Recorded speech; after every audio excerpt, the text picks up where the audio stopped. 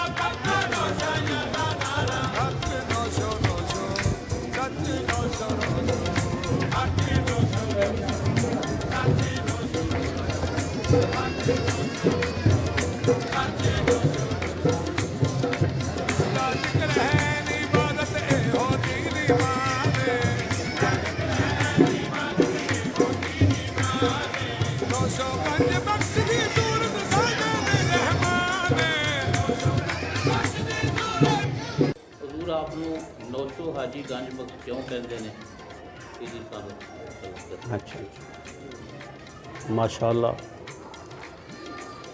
अच्छी बात है, मालूमात होनी चाहिए। हजूर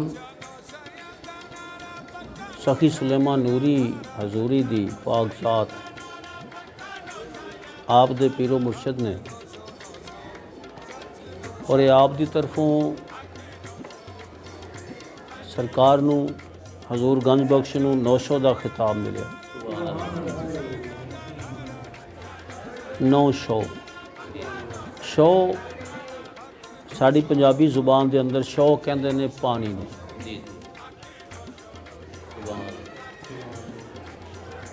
900 आपनू कहने का मकसद जिहड़ा सी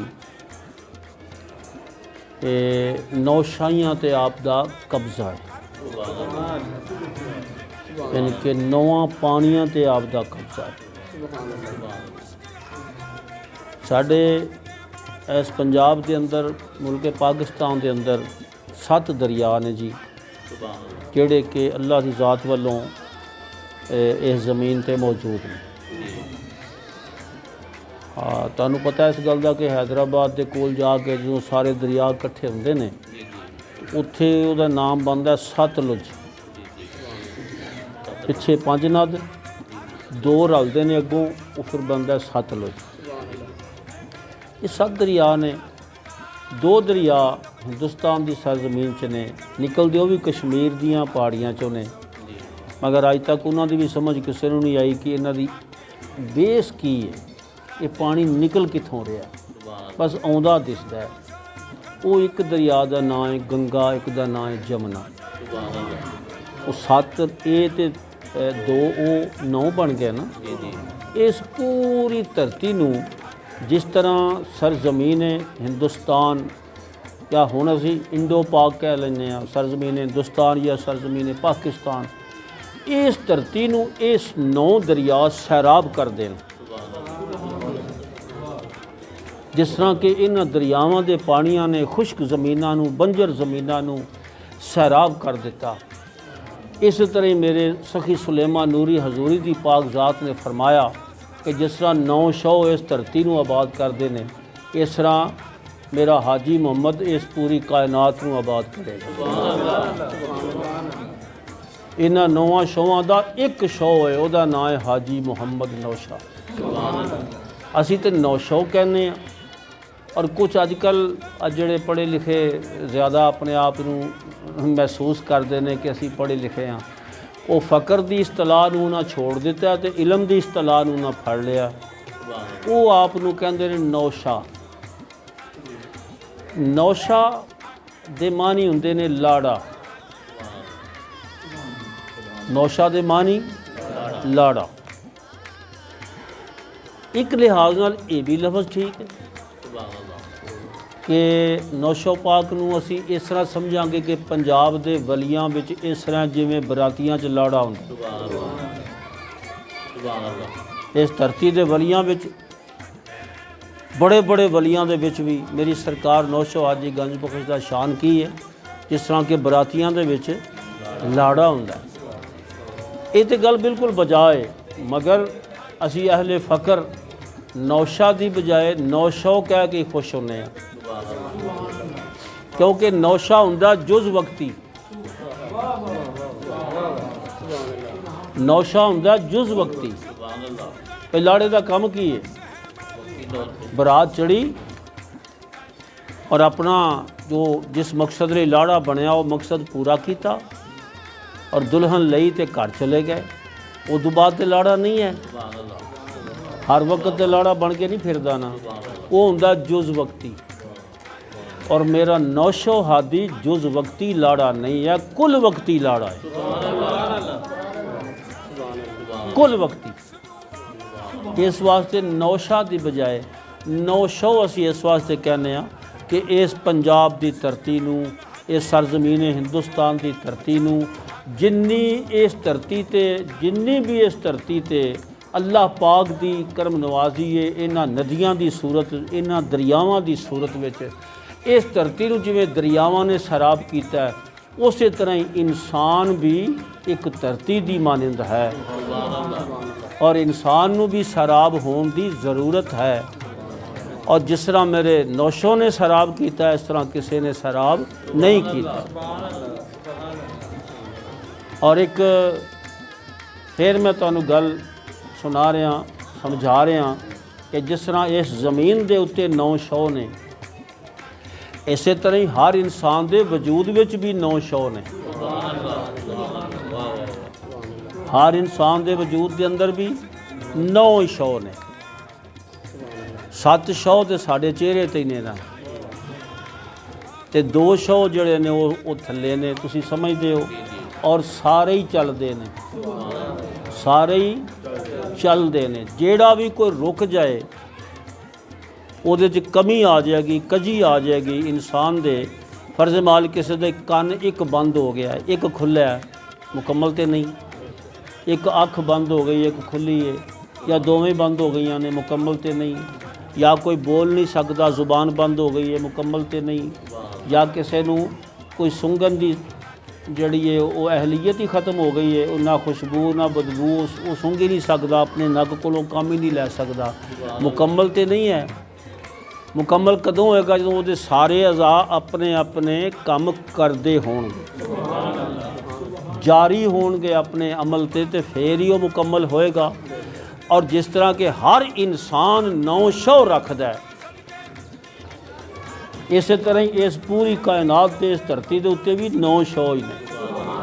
तो आप दा उन्हां शौआं ते भी कब्जा है और आप दा इन्हां शौआं ते भी कब्जा है। हजूर दे मेरे 9 शौ के हथ में ये शौ भी आप दी करम नवाजी दे नाल चलते हैं, क्योंकि मुल्क पाकिस्तान दे विच या हिंदुस्तान दे विच या अफगानिस्तान दे विच ये वो धरतियां ने, ये वो इलाके ने जिन्होंने मेरी सरकार ने अपने फैज़ के नाल सैराब किया, सैराब किया मेरी सरकार ने। फैज़ जो फ़कर दा फैज़ है, जिस तरह के साढ़े इत्थे मेरे सरकार नौशो हाजी गंज बख्श आका लजपाल दे दो जड़े ने आप दे अगों नामवर खुलफा, उन्होंने दुनिया ज़्यादा जानती है। एक ज़िला हाफिज़ाबाद विच वो पीड़ी शरीफ है पिंड, उत्थे पाक रहमान दी ज़ात है, वो भी सरकार दा निशान है बहुत बड़ा। एक नौशहरा शरीफ हज़रत सखी सत्यार पाक ज़िला गुजरात विच तहसील जलालपुर जट्टां जितों तुसीं हुण हाले असीं हो के आए हैं, हाज़री दे के आए हैं। ये दूसरा निशान है मेरी सरकार दा। और एक निशान सरकार दा जिथे बेबहा निशान ने, उत्थे इन्हां दी पावर दे बराबर दा शान रखने वाला जवान, उसका नाम है बुलबुल दीवान। वो अफगानिस्तान तो है, वो बादशाह दा वज़ीर सी ते इश्क मेरे नौशो हादी दा लगा तो फिर बादशाही भी छड़ दी, वजारतां भी छड़ दित्तियां। तो मेरे नौशो हादी ने फरमाया, कहने लगे या सरकार मेरा दिल नहीं लगता तुहाडे तो बगैर। तो मेरे हादी ने फरमाया तू अफगानिस्तान छड़ दे, आ जा तो जिथे उसकी सरहद मुकेगी ना अफगानिस्तान की, इधरों हिंदुस्तान की सरहद शुरू होएगी, उत्थे डेरा ला लो। तेरे कोलों अफगानिस्तानियाँ भी फैज़ हासिल करनगे, तेरे कोलों ए धरती के लोग भी फैज़ हासिल करनगे। तो इस वास्ते मेरे नौशो हादी दा फैज़ ये चहार दांगे आलम दे विच मौजूद है। और हजूर वाकई हर शौ ते काबिज़ ने, वो शौ भावें ज़मीन ते वे ते वो शौ भावें इंसान के वजूद विच है। तो हजूर दा कब्ज़ा है इन्हां शौवां दे उत्ते, इस वास्ते आप नूं नौशौ कहने आसी, नौशो हादी, नौशाइयां दा मालिक। मेरा मालिक तुहानूं समझण दी अमल करन दी तौफीक अता फरमाए, आमीन। हजूर दी बारगाह च आए हैं तो सरकार हाज़री कबूल मंजूर फरमा।